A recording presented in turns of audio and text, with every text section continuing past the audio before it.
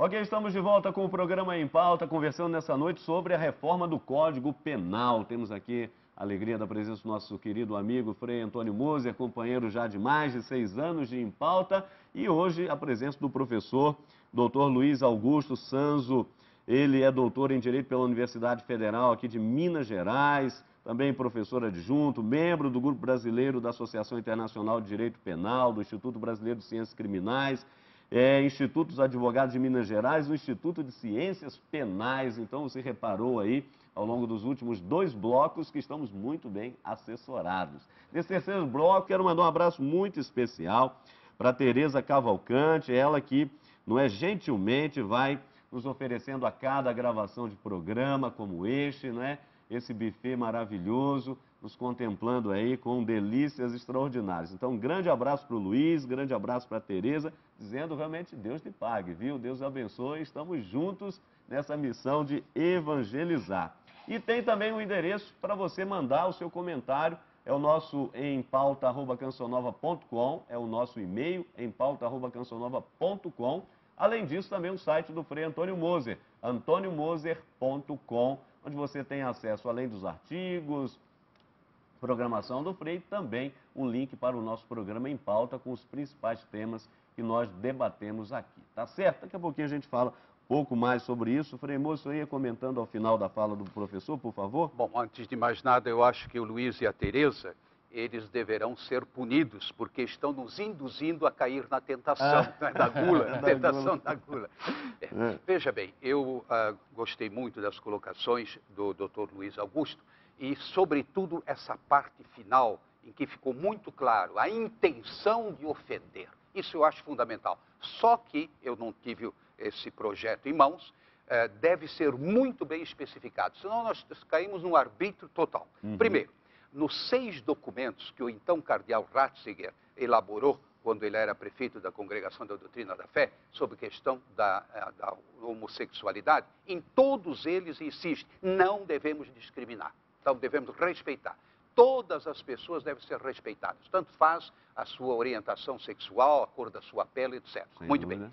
Agora, o que está ocorrendo no Brasil, vamos distinguir. Você tem homo e tem homo. Você tem lésbica e tem lésbica. Tem homo que vai arrombando as portas. E tem outros não, eles levam a sua vida, então se respeitam e querem ser respeitados. Aí começa, né? E, sobretudo, há um grupo, um pequeno grupo, eu acho, que tenta forçar privilégios. Daqui a pouco os heterossexuais vão ter que pedir licença, não é, para andar na rua. Um simples olhar, me olhou com má intenção. Aí nós caímos de novo no arbítrio, e a lei não pode dar margem ao arbítrio. Então tem que ser muito preciso, com intenção expressa de ofender.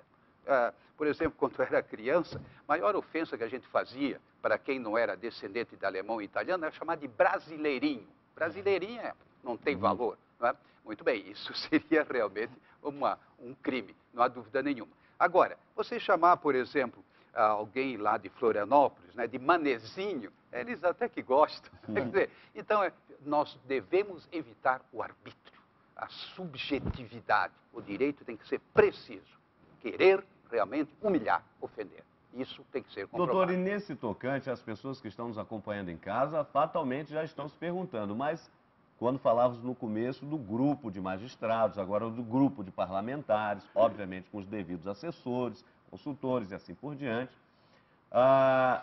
Nesse tocante aí, temos também a participação, por exemplo, da própria igreja, com uma palavra no contexto moral, ético e assim por diante. Há também essa possibilidade? Bom, como eu frisei no início, durante o processo de elaboração desse anteprojeto, a comissão ela se abriu, né? Ela disponibilizou os mais amplos recursos para que todos participassem. Acredito que representantes religiosos com interesse na questão tenham também tido acesso, né? Então, da mesma forma, agora o Congresso Nacional, Casa do Poder Legislativo, está ainda mais sujeito pela sua própria natureza, né?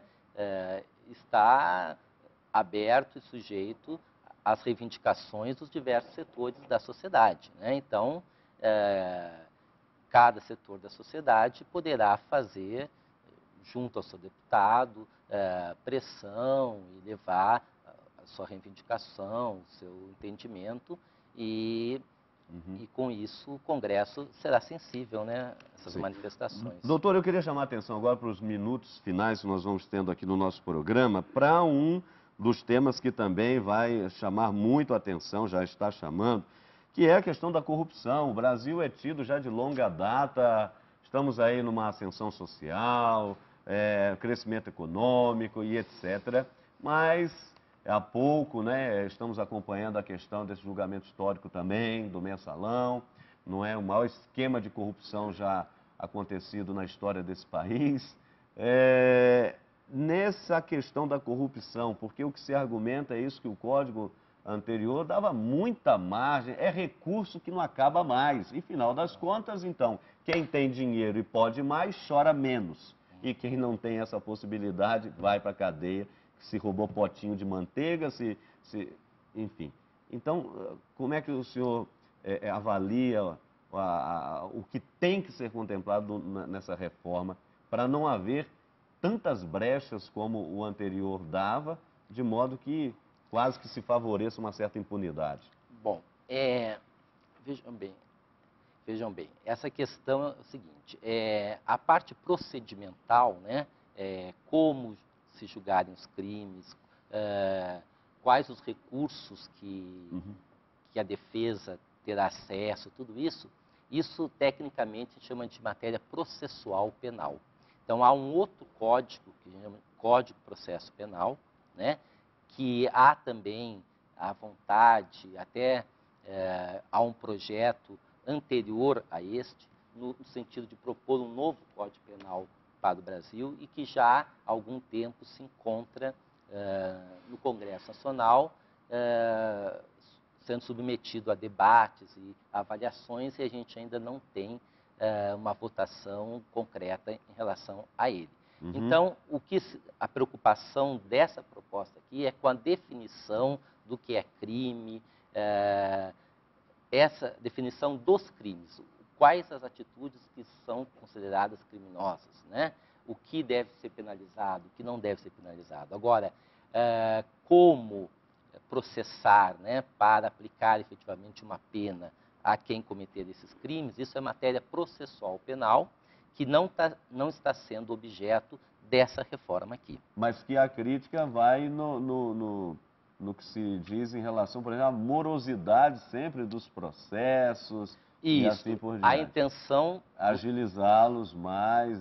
Pois não. A intenção do projeto de Código de Processo Penal que já existe, né, é nesse sentido, de possibilitar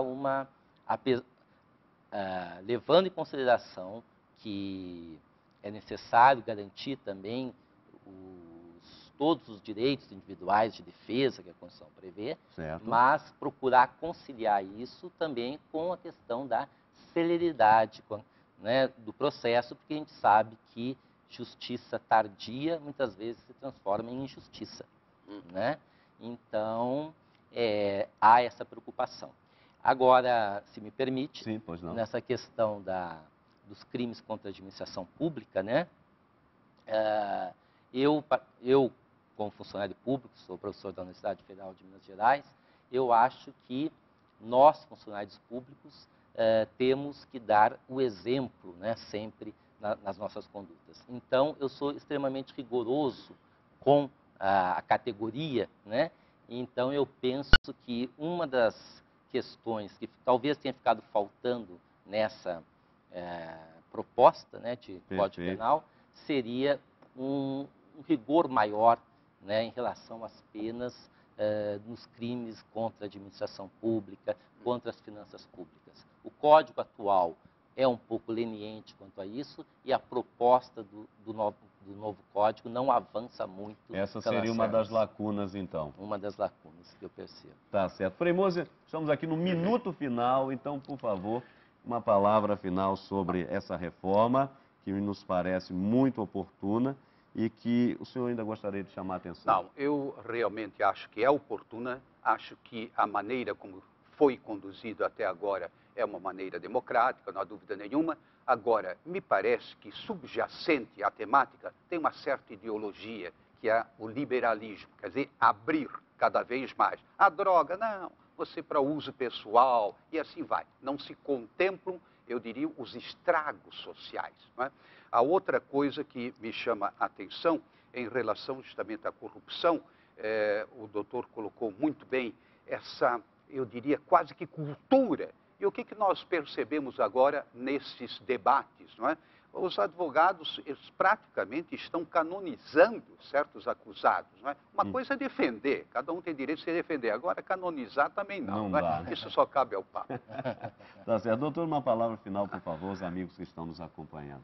Bom, eu agradeço mais uma vez o convite da TV Canção Nova. Eu acho que essas oportunidades são realmente muito importantes para que a população tenha acesso, né, às informações das propostas de lei que estão sendo formuladas e que terão interferência na vida de todos nós. E